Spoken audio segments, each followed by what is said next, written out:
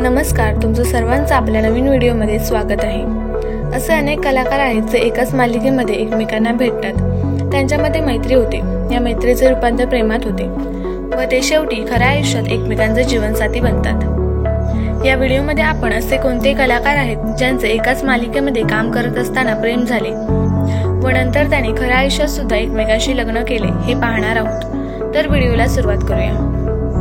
Zee मराठीवरील तुझ्या जीव रंगला या मालिकेतील राणा आणि अंजली यांच्या ऑनस्क्रीन जोडीने सर्वांची मने जिंकली।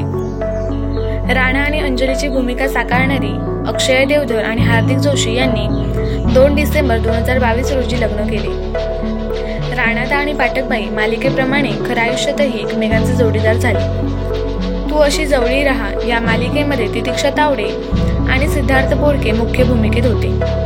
या मालिकेच्या शूटिंग दरम्यान त्यांच्यामध्ये मैत्री झाली व या मैत्रीचे रूपांतर प्रेमात झाले।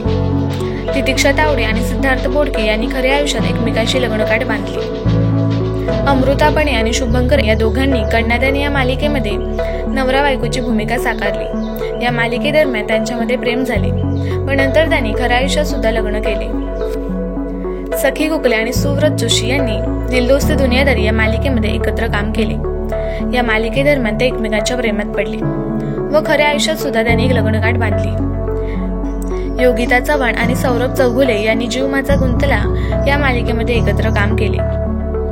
या मालिकेदरम्यान त्यांच्यात प्रेम झाले व त्यांनी खऱ्या आयुष्यात सुद्धा लग्न केले। फुलपाखरू या लोकप्रिय मालिकेत चेतन वडनेरे आणि ऋतुजा धारप यांची भेट झाली। या मालिकेमध्ये काम करताना त्यांच्यामध्ये मैत्री झाली। या मैत्रीचे रूपांतर प्रेमात झाले व त्या दोघांनीही लग्न करण्याचा निर्णय घेतला।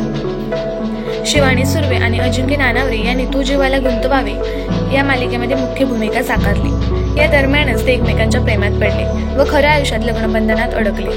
पुढचं पाऊल या लोकप्रिय मालिकेमध्ये अस्ताद काळे आणि स्वप्नाली पाटील यांची भेट झाली। या मालिकेच्या शूटिंग दरम्यान त्यांच्यात प्रेम फुलू लागले व नंतर त्यांनी लग्न करण्याचा निर्णय घेतला। संकेत पाठक आणि सुवर्णा शाम यांची दुहेरी मालिकेच्या सेटवर भेट झाली। दुहेरी मालिकेत यांनी एकत्र काम केले।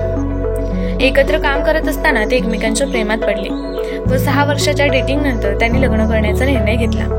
तुम्हाला ही माहिती कशी वाटली व यातील तुमची आवडती जोडी कोणती हे कमेंट करून नक्की सांगा। व्हिडिओ आवडला असेल तर लाईक करा, शेअर करा आणि अशाच नवनवीन व्हिडिओसाठी आपल्या चॅनलला सबस्क्राईब करा। धन्यवाद।